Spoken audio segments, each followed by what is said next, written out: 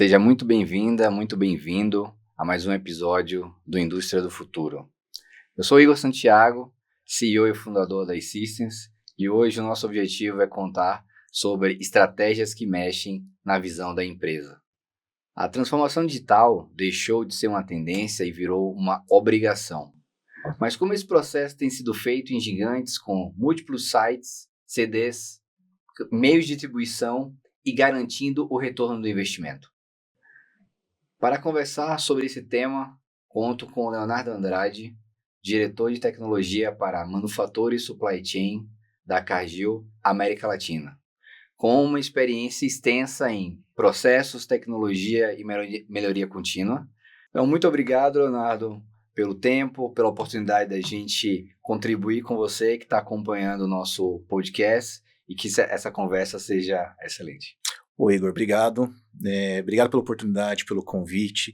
Eu acho que falar para várias pessoas de uma maneira online, né, transmitida depois, eu acho que enriquece muito o conteúdo. A gente tem a oportunidade de atingir várias pessoas, né? Então acho que esse é o ponto marcante de você ter oportunidades assim de compartilhar, de aprender, de ensinar.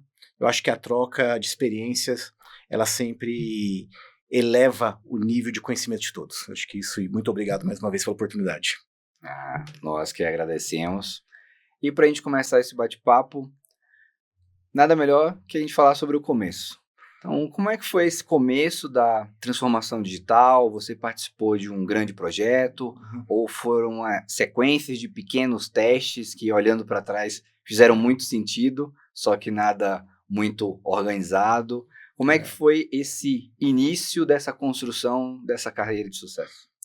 Eu acho que é interessante, quando a gente fala de transformação digital, né, a gente está falando de pessoas. A gente está falando de cultura, e a gente não existe transformação digital sem transformação de processos. Então a gente fala um pouco de melhoria contínua, né?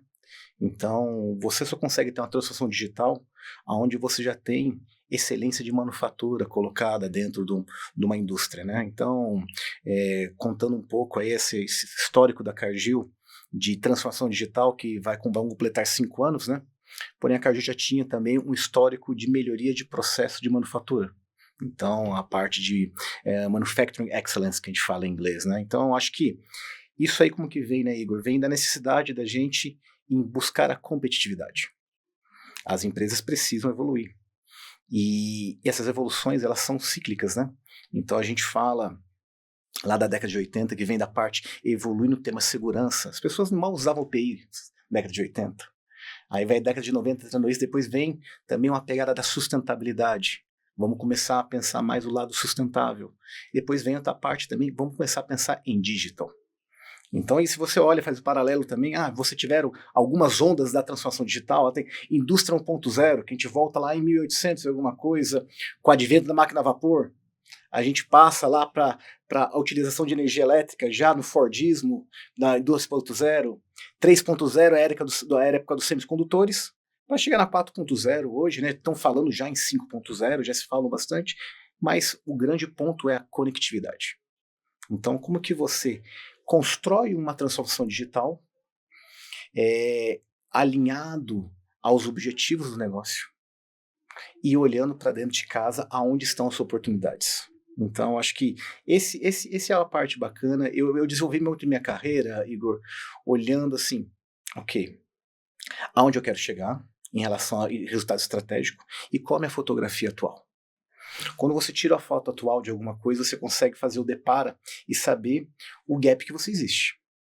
Com esse gap, você vai buscar uma oportunidade, seja um parceiro como a iSystem para você diminuir esse gap, seja você desenvolver seus talentos internos para reduzir esse gap. Então você tem várias maneiras, e eu vou estar muito feliz aqui hoje de contar um pouco como que a gente fez nessas várias oportunidades que tem tido nos últimos 5 anos aqui na Cargill.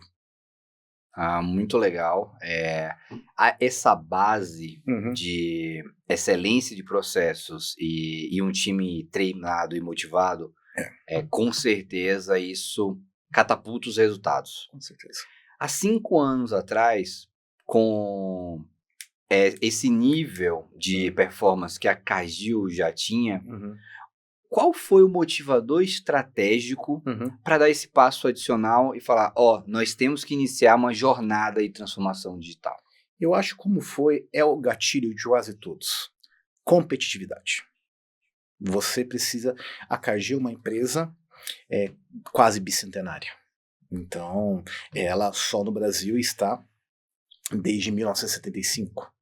Então, só no Brasil a gente já tem um longo período, e mais ainda mundialmente.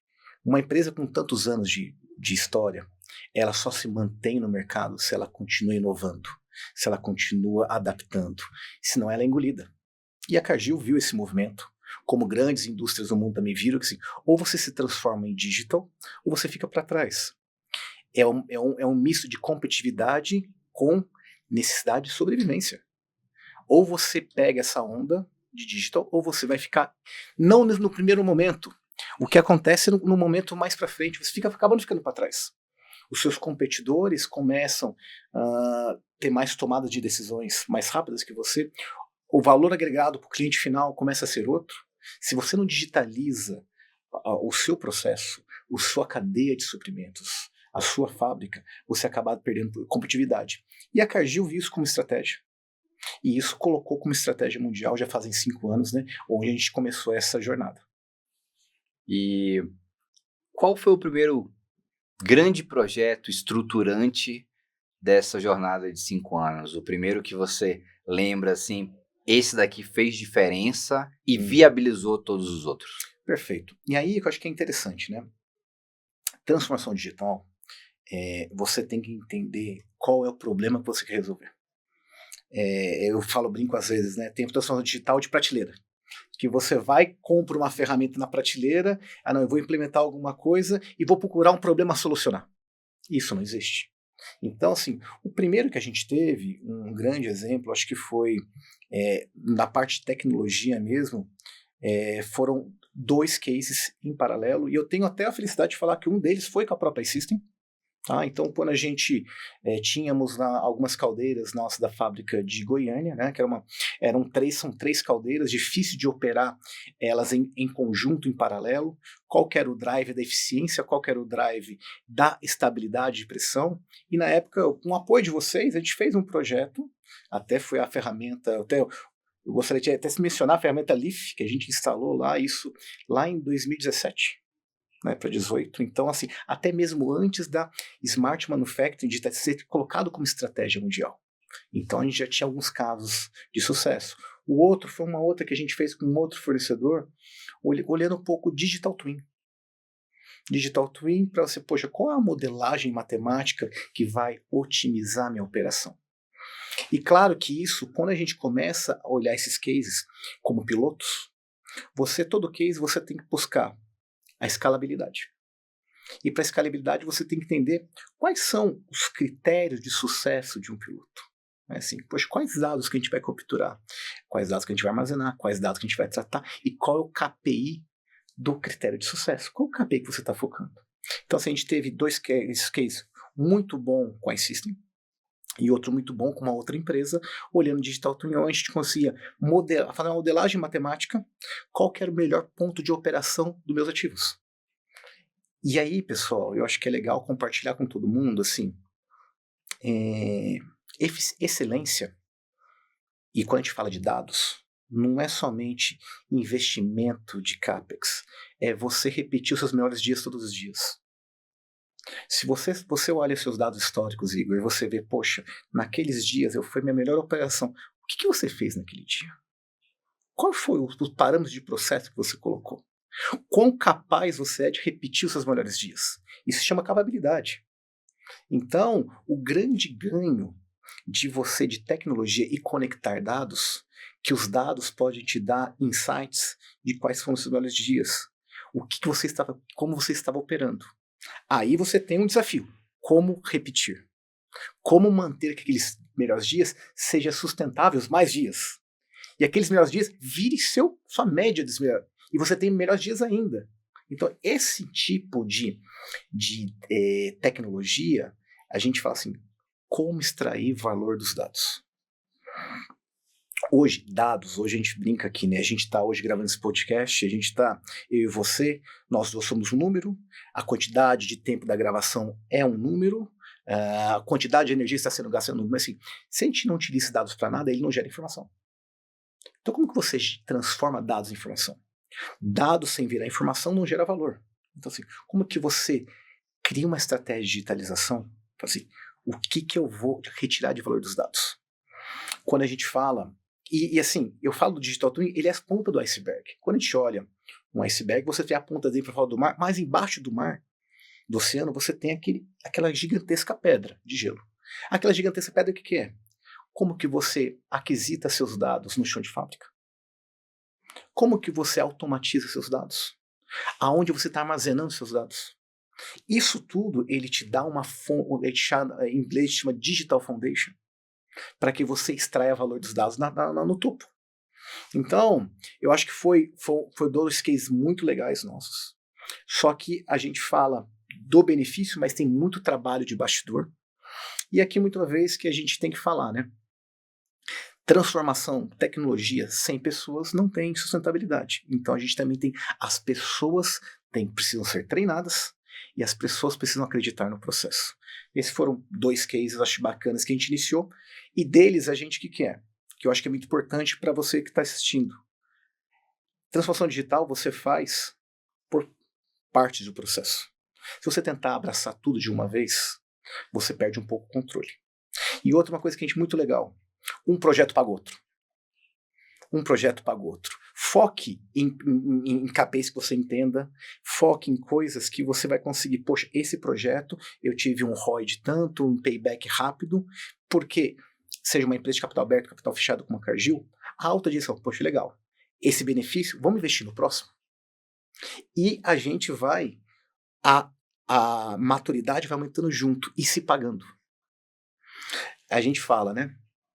Nós brasileiros, assim, se a gente fosse uma indústria europeia, alemã, que são reconhecidamente mundialmente mais estruturados, rígidos, não, vamos passar 5 anos investindo só em digitalizar o chão de fábrica. Sensoriamento. Vamos investir em sensoriamento, vamos investir, depois outro ano, mais 2, 3 anos, só em automação. PLC, cartão, etc. E depois, lá na frente, a gente começa a extrair valor de AI, de machine learning. Nós somos brasileiros. Eu trabalho numa empresa americana, então a gente tem que mostrar um benefício um pouco a curto prazo. Então você tem que seccionar a sua planta. Falei, a planta, as fábricas, elas existem em níveis de maturidade diferentes. Então assim, você foque onde você tem o maior nível de maturidade de instalação tecnológica e de pessoas para você colocar seus pilotos. Você provar seus pilotos, capturar valor e eles fomentarem outros pilotos e assim por diante. Então, essa é a coisa interessante. Você tem que saber aonde investir, como investir, e tudo é business case, né? Como você vender isso. Acho que é um recado legal. Não tentar fazer tudo ao mesmo tempo. Focar por partes do processo onde você consiga um benefício rápido. E uma coisa que é muito importante, nunca queime uma ferramenta. Se você colocar dentro de uma área de processo que ela não tem a maturidade, que ela não tem as pessoas, você pode ter uma super ferramenta que ela não vai funcionar. E quem que você vai culpar? A ferramenta. Então a gente tem que ter muito bom senso em que parte do processo a gente começa uma transformação digital. Muito bom mesmo. Essa visão da importância do piloto, porque o piloto pode abrir, mas com certeza ele pode fechar portas. Sim. E dependendo de como a organização lida com a falha, essa porta pode ficar fechada há muitos anos e isso comprometer o desenvolvimento tecnológico da organização. Então, ter esse cuidado dos 3 pilares, né? E ali a gente fala, são os 3 P's. Nesse caso, eu vou usar um pouco a analogia que é pessoas, processo e produto. O produto é a tecnologia. Se você não consegue um casamento, uma harmonia entre os 3, você não tem. Existem muitas teorias, né, que assim, você trazer um caminhão de dinheiro, de investimento, para uma área que não tem a maturidade e a cultura, o dinheiro se vai rápido, porque as pessoas não vão comprar a ideia. Então você tem que entender, saber. Por isso que Tecnologia, a gente fala muito dentro da Cargill, e eu sou um vocal disso. A gente só tem benefício quando a cultura de manufatura, excelente manufatura, coisa de melhoria contínua, essas coisas já tem uma fundamentação. Ali é uma base sólida, uma base firme para você trazer a digitalização. A gente tem exemplos de insucesso também, sabe? Poxa, vamos fazer uma ferramenta. A gente tentou uma vez uma ferramenta para fazer comissionamento de grandes projetos de engenharia. A ferramenta é espetacular, espetacular. Mas a gente deu um step back. Falei, enquanto vocês não tiverem um processo standard de como fazer um comissionamento dissertado de um projeto, a ferramenta vai ser useless, desculpa o ator inglês, vai ser sem uso. Então, assim, a gente tem que tomar muito cuidado aonde você investe em tecnologia. Acho que esse é um recado legal para todo mundo. Muito bom, muito bom. Indo além do piloto. Uhum. Pô, o piloto foi bem sucedido, apresentado, deu certo. A Cargill é a maior empresa de alimentos do mundo. Uhum. Então, padronização é fundamental. Yeah. Como equilibrar uma expansão focando na padronização, mas também respeitando as flexibilidades e especificidades locais. Como fazer esse jogo? Perfeito. Assim, a Cargill, como algum de vocês devem saber, a gente tem operações de processamento de tomate, cacau, milho, pectina, proteína, a gente processa abate de frango, bovino, a gente tem uma infinidade de coisas. E aí, eu acho que a padronização é importante, porém a gente sempre fala mais ou menos um 80-20, né? Você tem que ter pelo menos no meio, busca um 80% de padrão e deixa um espaço de 20% para especificidade. Eu vou dar um exemplo de um projeto que a gente está até em curso. Hoje a gente tem permissão de trabalho. Permissão de trabalho, quando vai fazer um trabalho de manutenção, você tem que fazer uma liberação de serviço, né? Um serviço a quente, uma manutenção elétrica, uma solda, um espaço confinado de altura. Nós, dentro na minha estrutura, do lado de digitalização, a gente tem aí mais de 20 fábricas em diferentes países. Cada país tem o seu padrão de liberação de trabalho. Alguns colocam algumas perguntas a mais, outros colocam perguntas a menos. Alguns têm uma análise de risco diferenciada. E me pediram, poxa, Léo, vamos trazer uma ferramenta de permissão de trabalho digital. Eu falei, gente, se a gente for trazer uma ferramenta de permissão de trabalho digital e em cada país eu tiver dentro da ferramenta uma customização, todos vão ficar felizes, mas a sustentabilidade vai ser péssima. Você vai criar, a gente fala, um débito técnico muito alto. Então a gente trabalhou e tem trabalhado muito forte com a área de segurança. Falei, gente, antes de trazer a digitalização, vamos fazer a padronização. E a gente chegou, olha, a padronização chega um momento que a gente abarra um limite, chama parte legal de cada país. Então, alguns países, existem alguns requerimentos legais que tem que estar na ficha de liberação, diferentemente de outros. Então, aí que você tem que deixar um espaço para a customização. Então, a gente tenta padronizar o máximo possível e deixar um espaço. Outro ponto que eu acho que também é interessante, nesse rumo da digitalização,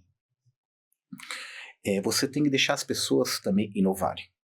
Você tem que convidar as pessoas das fábricas que sejam inovadoras, que tragam ideias. A gente só tem um risco quando acontece isso, quando todos começam a inovar e atirando para diferentes lugares. E aí você cria uma governança de como você gerenciar essa inovação. E aí é um negócio muito sensível, sabe, Igor? Como que você cria uma governança sem você virar uma burocracia e você desmotivar a pessoa que está na fábrica de inovar. Então a gente tenta o quê? Poxa, quer inovar? Venham, peçam para minha equipe, a gente vai estar lado a lado. O que a gente vai te ajudar? A gente vai ajudar como inovar e que direcionamento inovar. Porque o que acontece muito numa igreja, como uma empresa como a Cargill, que tem operações em diversos países do mundo. Em algum país do mundo já pilotaram alguma ferramenta que a gente está tentando igual aqui. Já passaram por esse learning curve. Então, às vezes, é muito mais fácil a gente replicar uma ferramenta que já existe dentro do cooperativo da Cargill do que buscar uma nova. Então são essas coisas que a gente tenta criar uma governança para a gente continuar fomentando a transformação digital, porque ela é cultural, porém colocar algumas amarras chamadas governança para a gente também não perder o dedo no pulso da sustentabilidade. Porque ferramenta sem ter sustentabilidade você perde credibilidade. Então acho que isso que é importante. Quando a gente está falando de transformação digital, a gente inova agora, só que lá na frente a gente vai ter que sustentar o que a gente inovou. Se a gente for fazer isso, a gente tem que saber, poxa, qual que é o esforço da sustentabilidade. Acho que esse também é um ponto que a gente também aprendeu durante o caminho. A gente também não começou lá já sabendo o que ia acontecer, isso é verdade. Com certeza, com certeza. Falamos aí em como manter esses times de inovação ou times de data analytics no tempo, né? E eles têm que estar sempre se provando, sempre se justificando. E esse processo de inovação, se ele não for contínuo, começa a se questionar aquele custo, aquele investimento naquele time. Para combater esse tipo de situação maléfica, de cada um correndo para um lado, tem-se os indicadores estratégicos, indicadores institucionais, os KPIs. Exato. E quais são os KPIs, esses indicadores-chave, que você tem acompanhado nas fábricas até para direcionar esse processo de inovação? Claro. Porque melhorando esses indicadores vai dar um impacto significativo para a organização, então provavelmente a gente deveria começar por lá. Não, claro, assim, e eu acho que como todos, né? A competitividade, ela é, dentro do ambiente fabril, ela é muito traduzida em custo. Sabe? Seja custo fixo, seja custo variável. Isso é um grande driver, lógico. Então, assim, olhando para, poxa, como que eu vou otimizar custo variável? Trabalhando em caldeira, trabalhando na área de utilidades, reduzindo o consumo de químico. Poxa, custo fixo. Como você tem uma manutenção mais efetiva?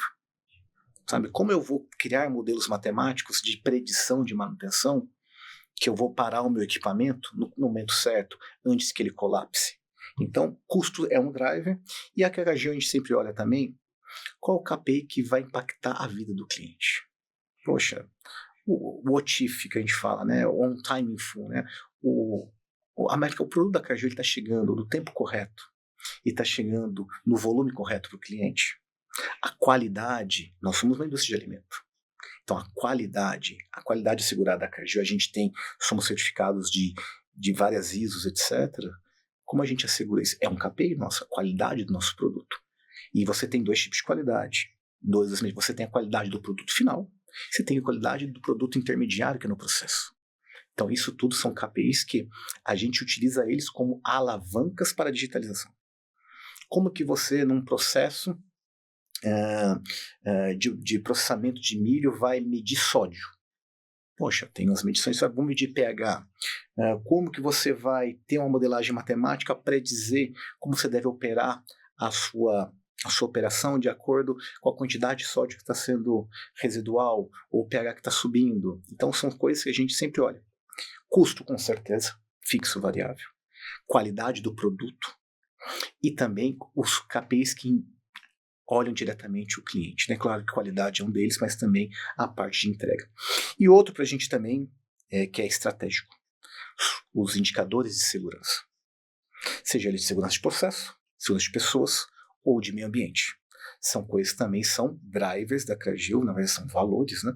Segurança de pessoas, segurança é valor. E a gente olha esses KPIs, como que nós, olhando a digitalização, a gente consegue endereçar. Dei um exemplo aqui, claro, de permissão de trabalho digital. E a permissão de trabalho digital, ele influencia dois indicadores. Ele influencia custo fixo. Por quê? Se você faz uma permissão de trabalho digital de uma maneira mais rápida, a pessoa começa a executar o serviço mais rápido. Fica menos burocrático. A qualidade fica melhor. Quando a qualidade de uma permissão de trabalho é melhor, você melhora o quê? A sua segurança. Porque você sabe que os EPIs que a pessoa tem que utilizar estão corretos. O processo que ela vai estar intervindo tem todos os interlocks, os lotos da vida que a gente fala. Isso quando você tem uma qualidade numa versão de trabalho, ele impacta. A qualidade impacta em segurança e a eficiência do preenchimento impacta em custo fixo, porque você vai conseguir fazer uma manutenção mais rápida. Você vai, talvez, estar contratando um terceiro para fazer um trabalho na sua área, em vez de gastar 8 horas, está gastando 5. E assim por diante. Então, a gente tem vários drivers que a gente sempre olha os KPIs da fábrica, que eles aí são qualidade, segurança e custos, esses 3 grandes blocos, né? Existem outros que a gente endereça nossos projetos de digitalização. E o legal aqui, a gente tem uma estrutura chamada, vem do japonês Hoshinkanri, que ela se traduz uma matriz X. O que é essa matriz X? Ela pega quais são os objetivos estratégicos da Cargill. Ela cascateia quais são as prioridades da nossa região e unidade de negócio. Essas prioridades são estratificadas em KPIs. Ou seja, o objetivo do negócio ele tem que ter uma ligação com prioridade. Se você não tem ligação com prioridade e objetivo do negócio, um dos dois está errado. E depois você coloca KPIs. Se você tem os seus KPIs, a gente chama isso de matriz X.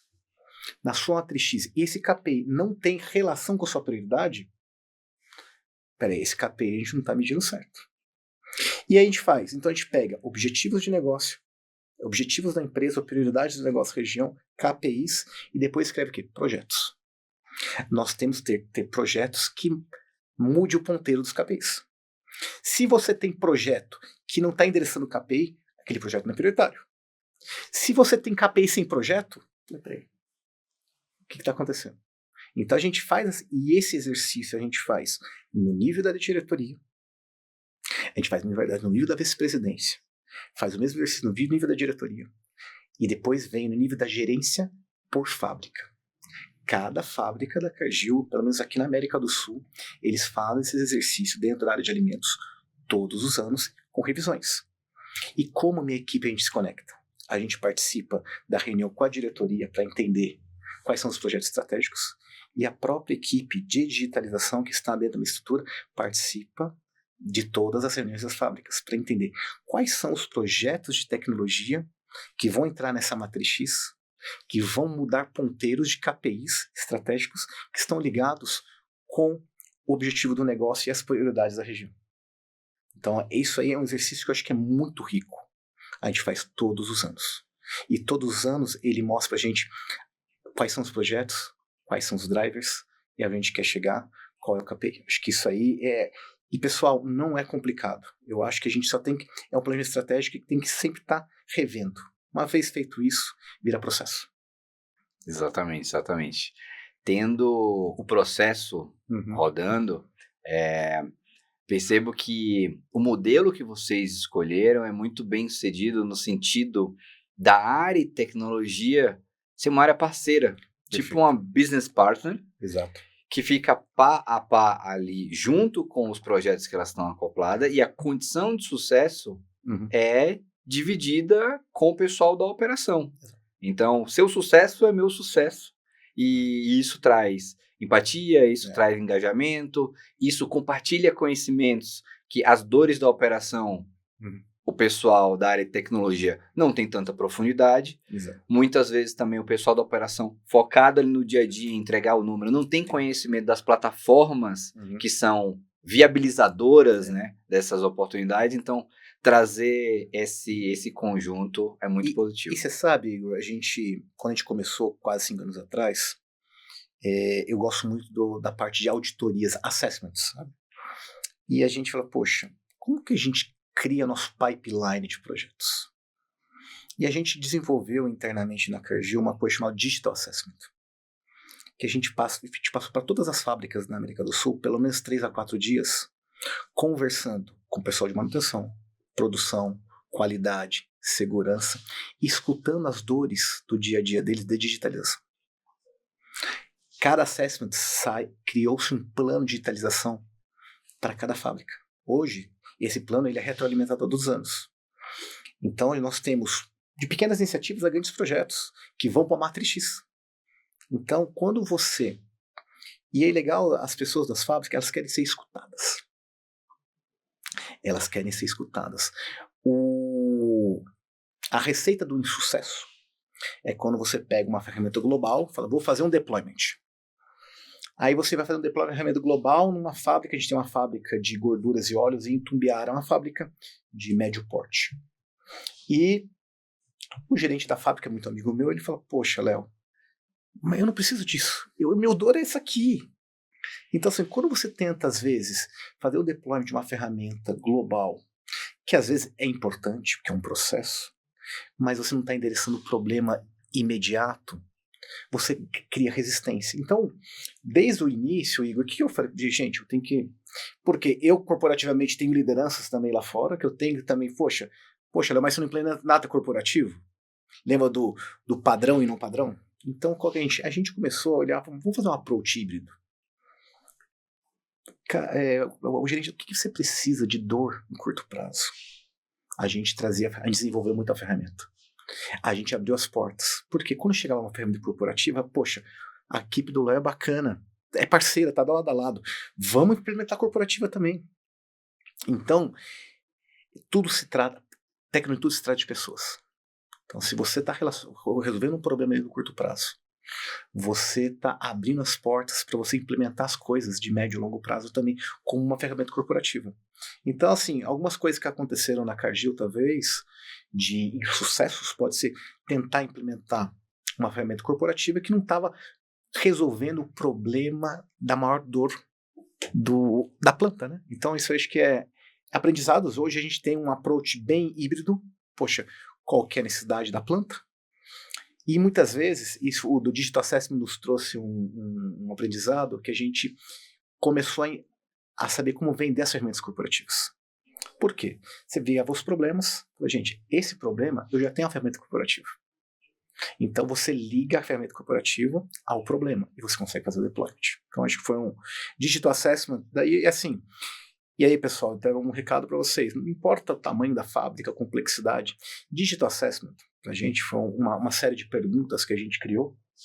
Quiserem depois aí, algum dia me chamar no LinkedIn, eu fico até disponível para falar. É você sentar e escutar as dificuldades do supervisor de produção, do especialista de automação, do cara do manutentor que vai lá fazer uma inspeção de lubrificação que tem um pedaço de papel na mão. Isso aí você escutar a pessoa do laboratório que faz uma análise de pH e anota no papel e depois coloca no Excel. Isso aí você escuta e quando você endereça, você está ganhando em dois lados. Você está ganhando em eficiência e você está conquistando um aliado. Você escutou ele, escutou a dor e solucionou o problema dele.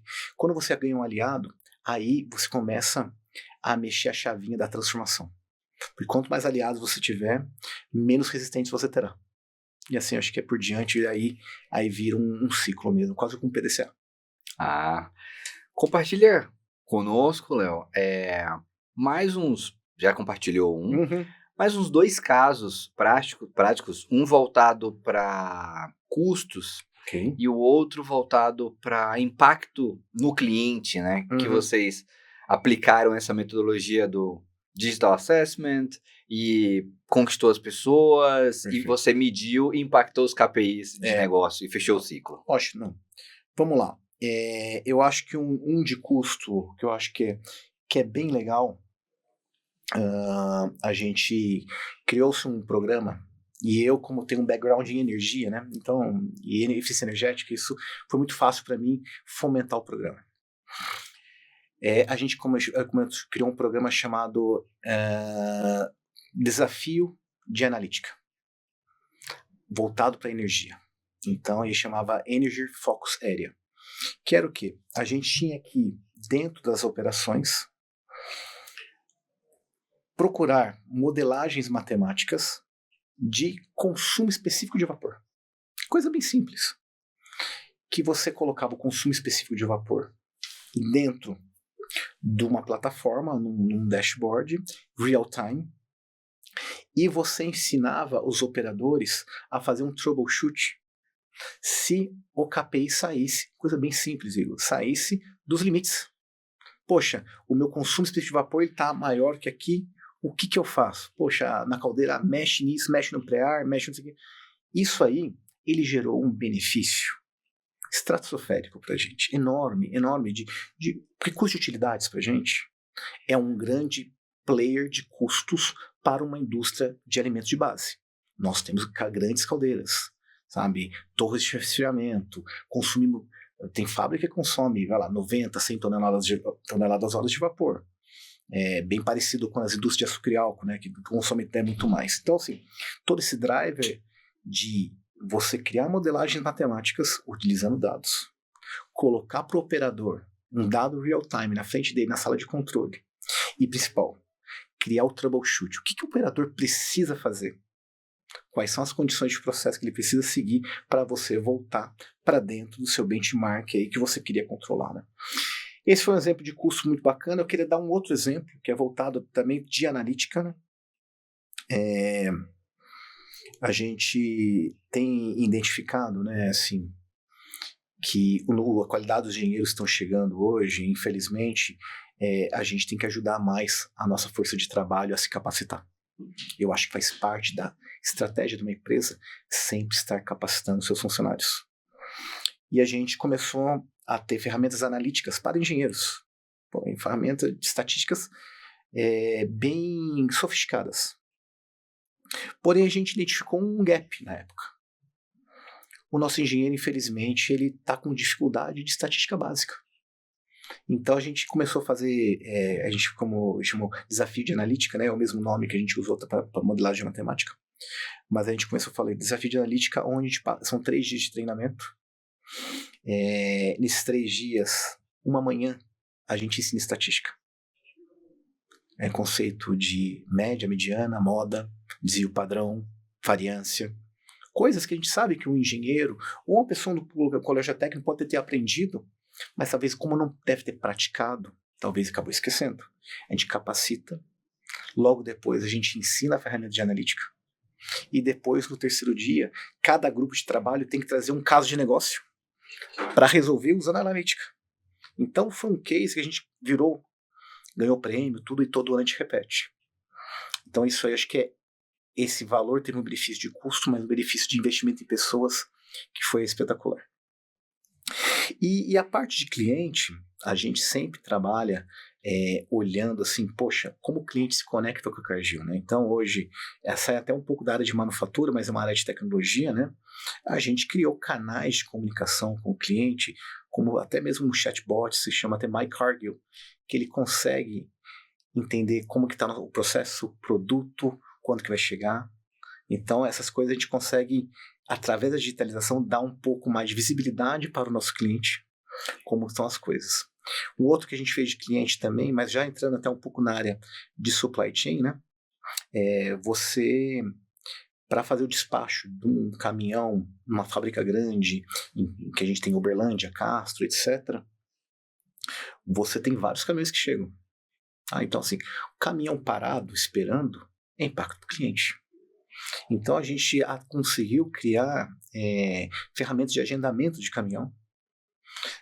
A gente conseguiu também, através de várias coisas, ajudar o próprio caminhoneiro. Que assim, quando o caminhoneiro é um transporte, né, mas ele já é parte do cliente, sabe? Ele é parte desse ecossistema. Como dar a integração de segurança para o caminhoneiro, como deixar o nível de informação para ele mais rápido, como você otimizar a carga, o carregamento do caminhão. Nesse conceito também a gente tem desenvolvido dentro da Cargill o conceito de checklists online. Nós temos uma ferramenta que a gente tem mais de 3.000 checklists já criados pela nossa equipe, com a ajuda das fábricas. Hoje, por exemplo, um caminhão está saindo em Uberlândia, que a gente tem a parte de produtos de derivados de milho. Com um tablet hoje, ele faz a inspeção do caminhão, vê para onde está indo o cliente, toma as fotos do caminhão, dos lacres. Eu clico, ele gera um PDF que pode ser enviado diretamente para o cliente. O cliente tem um relatório de como está saindo o caminhão da Cargill em relação ao produto dele. Então ele vai falar, poxa, em relação à qualidade, está aqui uma qualidade assegurada do produto que está saindo. Uma ferramenta de digitalização que a nossa equipe ajudou a implementar e hoje roda em grande parte das fábricas. Muito legal. Uma solução de rastreabilidade que realmente impacta o cliente, porque mostra o nível de controle e cuidado que vocês estão tendo com a carga e o material do cliente, que ele lá na frente vai esperar um material nível Cargill para continuar produzindo, gerar o valor agregado dele e, consequentemente, colocar na mão do próprio cliente. Perfeito. Acho que esse é o recado. E o cliente, muitas vezes, ele busca, lógico que custo é um driver, para todos é um promessa, constância de fornecimento é outro drive importante, e essa qualidade que a Cargill consegue assegurar, eu acho que são valores que a Cargill ela se fomenta, se baseia para ter a sustentabilidade e a manutenção de clientes. E a gente, através da digitalização, a gente ajuda a estar cada vez mais dando melhores soluções para estabilizar e ainda mais melhorar esses níveis de serviço que a Cargill tem, comprometidos com os clientes, sempre olhando para o cliente. Estratégias de diferenciação como essa que não aumentaram o custo da Cargill, mas geraram valor para o cliente. É isso aí.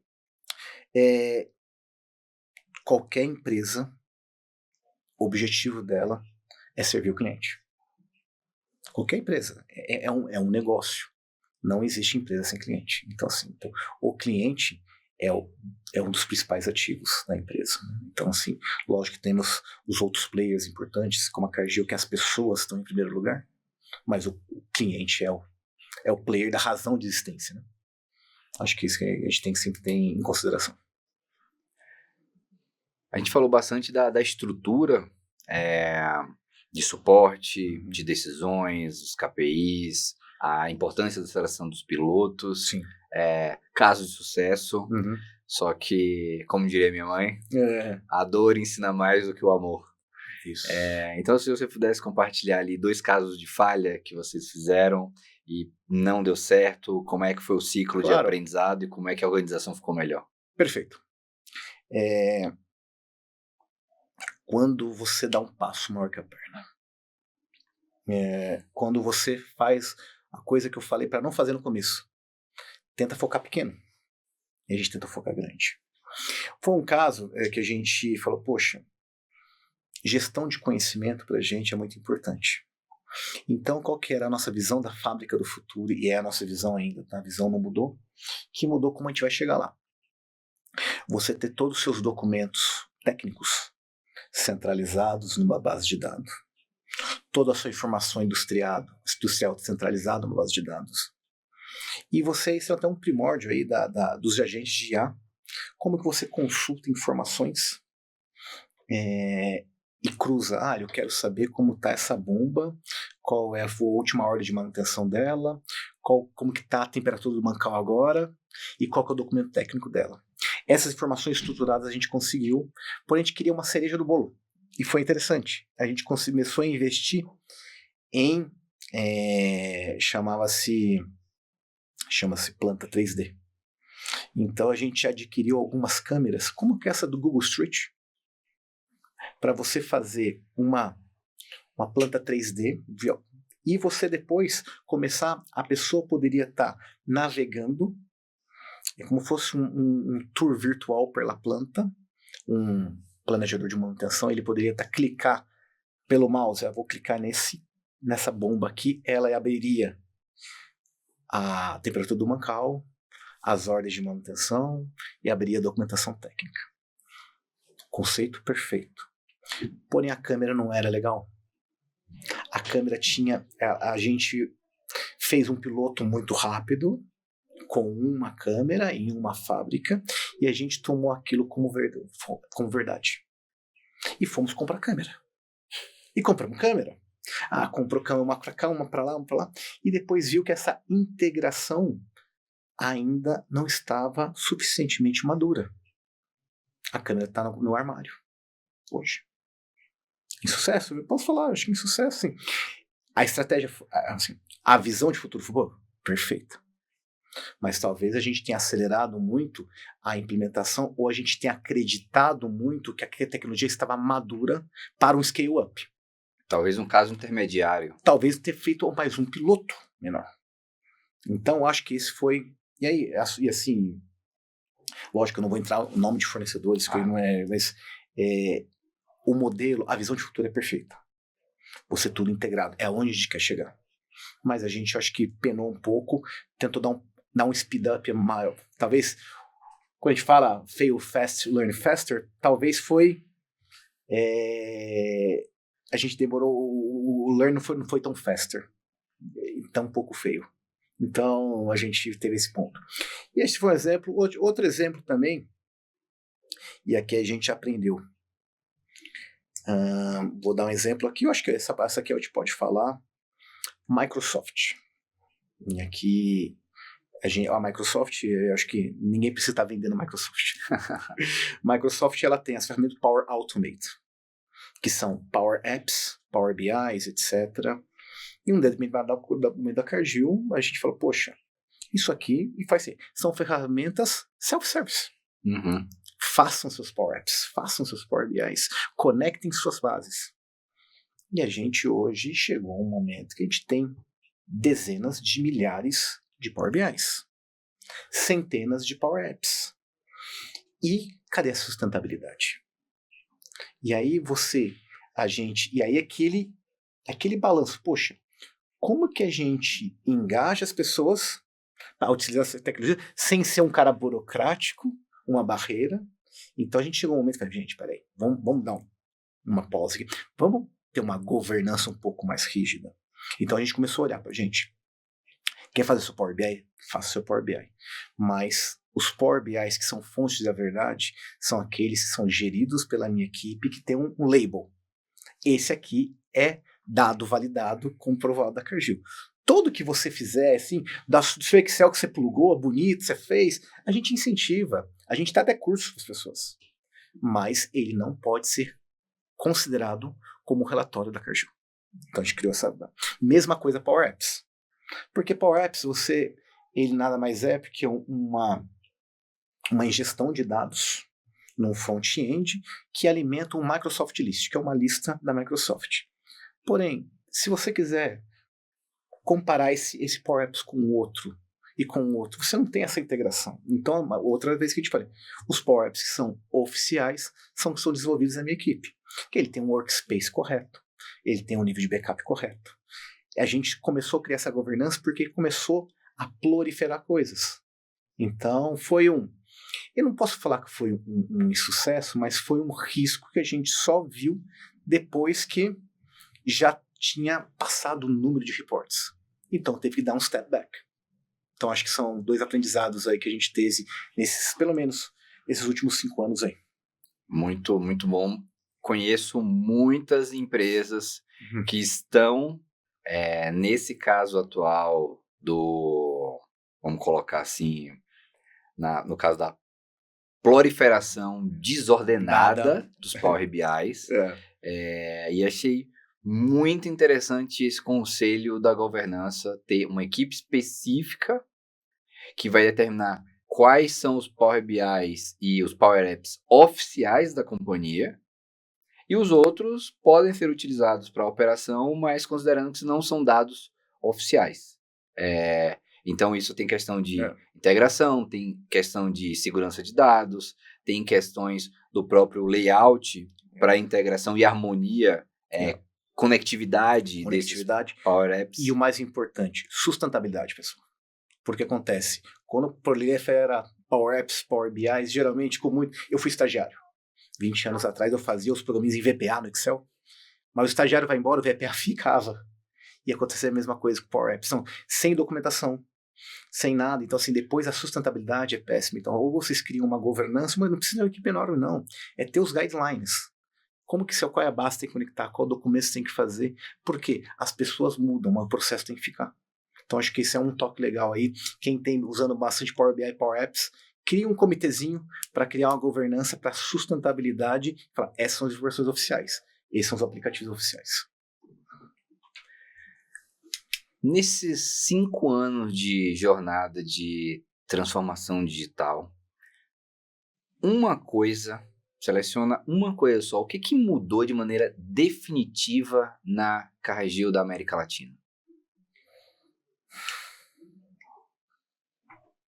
Boa pergunta. Ele eleger uma é um desafio, mas cultura. Esses 5 anos a gente conseguiu transformar a cultura da fábrica para a digital, pelo menos para a América do Sul. Porque como a gente atuou, e você falou até, nós somos parceiros da fábrica. A gente está em São Paulo hoje, eu não tenho um recurso no escritório de São Paulo. Todos nós, da minha equipe, está localizados nas fábricas industriais para que a transformação digital não seja a entrega de um produto que a gente vira as costas e vai embora. A gente entrega, a gente faz a sustentabilidade lado a lado com a fábrica para criar cultura. Então hoje a nossa área chamada de Smart Manufacturing, ela é uma área que hoje está dentro do dia a dia da fábrica. Então a cultura de digitalização, a gente fala a cultura de Smart Manufacturing está inserida dentro da cultura da fábrica. Como aconteceu a wave de melhoria contínua, como lá passou a wave de segurança, como teve a wave também lá no passado de implementação de qualidade. Hoje, Smart Manufacturing, ela faz parte da cultura do dia a dia das fábricas de alimentos da Cargill na América do Sul. Muito bom.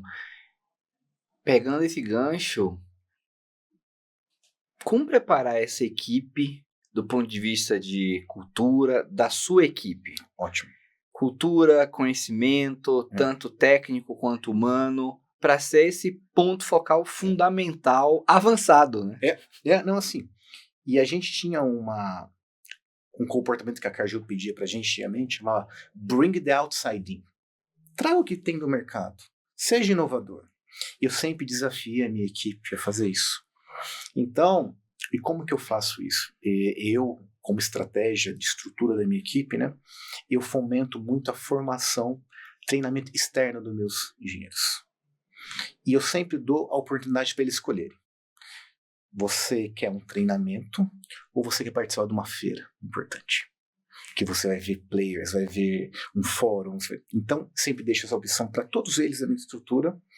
Eles trazem, eu falei, tragam treinamentos para os seus gerentes, né? Eles alinham comigo. Se o treinamento estiver...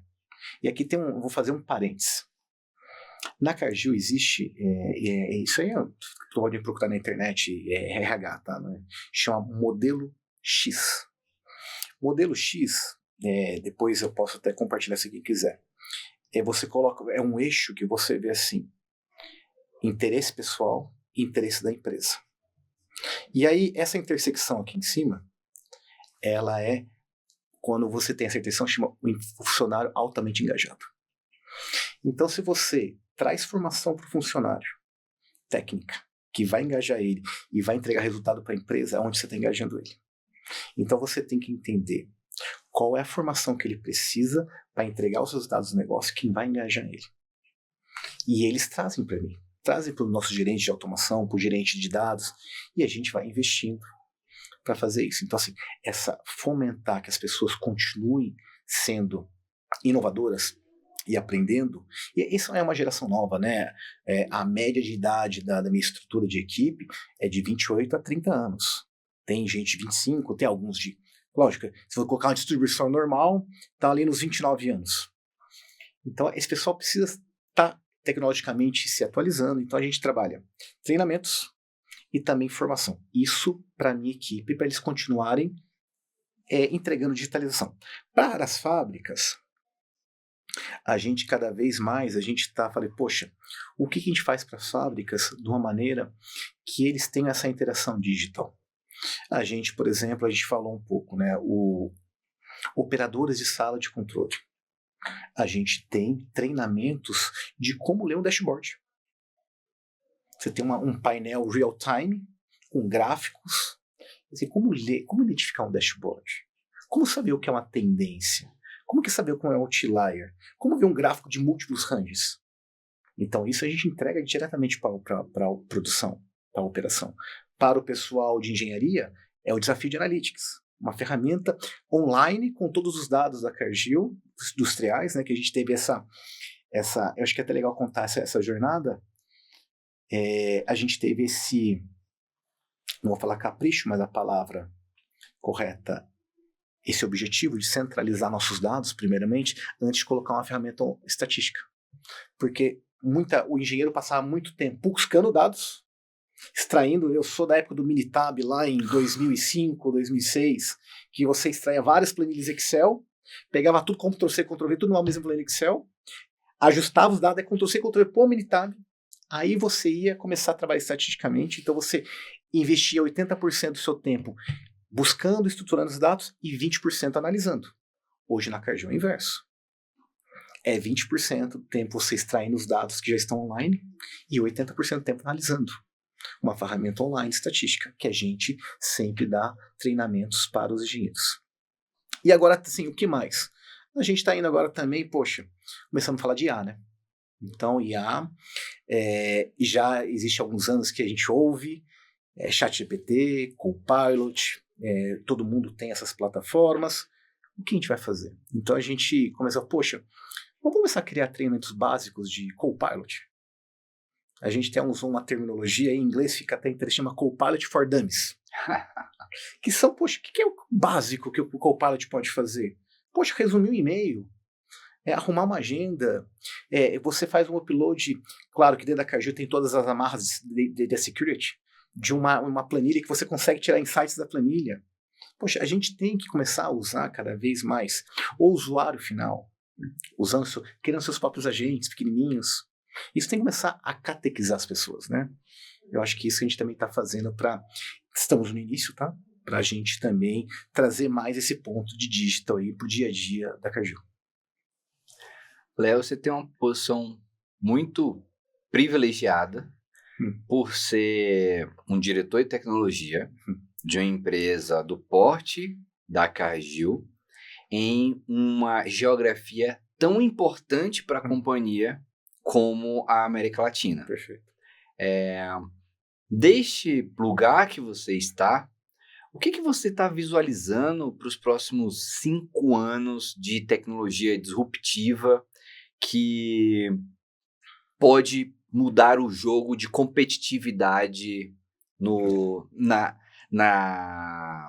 ambiente da Cargill? Perfeito, Igor. Eu acho que é o seguinte, eu acho que o IA chegou para ficar. Então, assim, lembra que a gente falou, por que a Cargill investiu em tecnologia 5 anos atrás? Por competitividade. E se a gente não ir nessa onda do IA, e o IA hoje automatizar nossos processos cada vez mais e trazer velocidade na tomada de decisão. Isso aí eu acho que é um driver. Ele não é nem uma alavanca, ele é um must. Quem não investir nisso, meu amigo, em 5 anos está fora do mercado. Quem não pegar essa onda de IA e nesses 5 anos ter uma autoridade de tomar a decisão mais rápido, vai caber, meu sentimento, claro. Então eu vejo isso muito, muito forte. A parte de visão computacional. Isso para mim também já não é uma coisa nova, mas a fomentação de visão computacional integrada com IA. Isso também por área de qualidade, para a área de eficiência. Isso vai ser uma alavanca de valor enorme. Por exemplo, hoje você consegue identificar nosso processamento de frango, né, por câmeras com IA, né, qual o estilo do frango que está chegando. Sabe, assim, se o frango do jeito da granja A ou B, etc., isso você consegue identificar através de câmera computacional. Você consegue, numa colheita de tomate, por exemplo, usando câmera, quando chega o tomate, quantidade de tomates verdes, vermelhos, isso você consegue fazer. Imagina quando isso a gente produz pó de cacau. O pó de cacau ele tem várias tonalidades de cor. Então ele tem um pó mais escuro, um pó mais claro. Como a gente utiliza visão computacional para garantir a qualidade? Tem coisas dispositivas que eu já estava lendo até, né? Assim, teste sensorial de alimento. A pessoa está fazendo teste sensorial, tem uma câmera filmando ela que ela pega as expressões faciais. E isso o IA consegue, esse tipo de alimento não foi legal para ela, mesmo a pessoa não escrevendo, falando, que o IA consegue identificar. Então, assim, visão computacional eu acho que vai ser tirar cada vez mais forte. IA, com certeza, essas duas tecnologias unidas potencializam muito mais. Eu acho que a parte daqueles cobots, que são os robôs, e a parte dos AGVs, né, que são os veículos guiados, né, autônomos, eles sim também vão estar presentes. Eu acho que cada vez mais você vai ver warehouses com os robozinhos colocando pallet daqui para cá, dali para cá, com o IA estabelecendo, por exemplo, plano de altimetria, sabe? Aonde tem que ficar o produto dentro do warehouse em relação para você ter um FIFO, ou de acordo com a ordem de produção que está chegando, ou de acordo com o despacho que você tem que enviar. Isso tudo vai estar sempre integrado. Mas aí, o que a gente tem que ter muito cuidado. Isso tudo que a gente está falando é a ponta do iceberg para fora do oceano. Para baixo do oceano, a gente não pode esquecer da conectividade. Uma coisa que a gente tem olhado bastante assim, é o 5G privado. Então, assim, de como, porque assim, anteriormente a gente falava muito de rede cabeada. Então você vai numa fábrica, os seus dispositivos, por segurança, eles estão todos cabeados, né? O Wi-Fi, etc. é caro, ele tem pontos cegos. A tecnologia 5G privada, ela vem com uma precisão e confiabilidade de dados que ela consegue sobressair esses gaps. Né? Então, assim, 5G privado, eu acho que também é uma tendência para as fábricas, para a conectividade. Por quê? Você só consegue extrair valor das coisas se você tiver dispositivos conectados. Então, conectividade, quando a gente fala de indústria 4.0, ele é o pilar central. Então, voltando. E a visão computacional, as partes dos robôs, dos veículos, e para mim 5G privado, 5 anos, aí eu acho que vai ser sempre, o pessoal que não estiver investindo nessa tendência vai perder um pouco de competitividade. Obrigado por compartilhar. São visões, com certeza, que vale a pena se aprofundar. Não tente, não ache que você vai conseguir avançar todas ao mesmo tempo, então escolha uma ou outra para começar com o piloto, teste, amplie. São tecnologias estruturantes que necessitam tempo para maturar, só que o que não se inicia não se acaba. E começar atrasado pode ter um custo de competitividade muito grande. Queria iniciar o nosso encerramento desmitificando 2 temas que eu sou um crítico nesse sentido. Já venderam muito projeto de dezenas de milhões de dólares de gaveta, que é exatamente indústria 4.0 e transformação digital. Sim. A pegada da Cargill e a sua tem sido bem prática. O que você poderia contribuir com as pessoas que estão nos assistindo agora, quando tiver a oportunidade de conversar com uma consultoria ou um potencial parceiro, aumentar a chance de sucesso para não cair nesses frameworks de, vamos botar assim, mais pré-moldados? Entenda o problema que você quer resolver. Saiba qual é o seu KPI de sucesso. Nunca vá ao mercado sem saber o problema que você resolver. Nunca venha com uma ferramenta e depois procure um problema. Então, quando você for ao mercado, e a gente fala muito, tem uma matriz em inglês, chama make versus buy. Você quer uma coisa rápida, você geralmente vai ao mercado e compra. Faz uma parceria, né, uma ferramenta, mas... E o Digital Assessment que a gente falou, ele consegue ver a sua dor. Então, assim, que você quer ir atrás de uma consultoria, ir atrás de um parceiro, entenda qual que é a sua dor. Às vezes, a sua dor, ela está escondida. Às vezes, aí que é o ponto que você tem que ter reflexão. Se a sua dor, ela não está ligada no KPI estratégico, talvez seja um sentimento de dor. Então, você tem que ter, se você tem uma dor e ela está realmente ligada ao KPI estratégico de vocês, aí sim, você pega essa dor, vai ao mercado, vai ao concurso hoje. Eu quero endereçar essa dor, defina bem os critérios de sucesso. Seja franco com o parceiro. Seja franco com o fornecedor. Gente, eu quero endereçar essa dor. Você tem capacidade para endereçar essa dor? Se o parceiro, o fornecedor for, poxa, vamos fazer um piloto? E aí, beleza. Quando for fazer isso, pega essa dor e quebre elas em microdores. Para você fazer um piloto, para ver se a ferramenta tem capacidade de endereçar a dor. Por quê? O fornecedor ou o parceiro, ele pode falar, eu consigo. Vamos fazer junto. Pode ser que não consiga no futuro. Pode ser que não tenha dado certo. Mas sim, foque na dor. Saiba o que você quer endereçar. E quando for fazer o piloto, né, comece um escopo menor para validar que a ferramenta endereçou meu problema, 2, a ferramenta é escalável para resolver o mesmo problema nos meus outros departamentos ou nas minhas outras fábricas.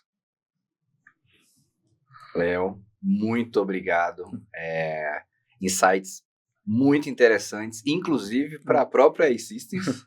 Vou conversar com o time sobre essas oportunidades. Desejo que você que nos acompanhou até aqui tenha sido muito promissor, muito aprendizado. Aplique, reflita com o seu time. Lembre sempre, são sobre pessoas e tenha objetivos claros de sucesso. A tecnologia ela é sempre meio, nunca deveria ser fim. Perfeito. E pessoal, agradecendo então, Igor, mais uma vez, ao convite, à oportunidade. Adoro conversar, adoro falar. Fico à disposição para os novos convites. E você que está assistindo, pessoal, fique à vontade também. Quiser me mandar uma mensagem algum dia no LinkedIn, alguma coisa, estou disponível. Transformação digital o Igor falou, são pessoas. Envolva as pessoas corretamente, senão você não vai ter sustentabilidade. Saiba o problema que você resolver. Saiba e se alinha parceiros que estejam nessa jornada junto com você. Porque não é fácil. E aqui, pessoal, o último recado do meu lado, tenham resiliência. Acho que isso é muito importante. E obrigado mais uma vez, Igor. E não se esqueça de se inscrever no canal do Indústria do Futuro. Até a próxima.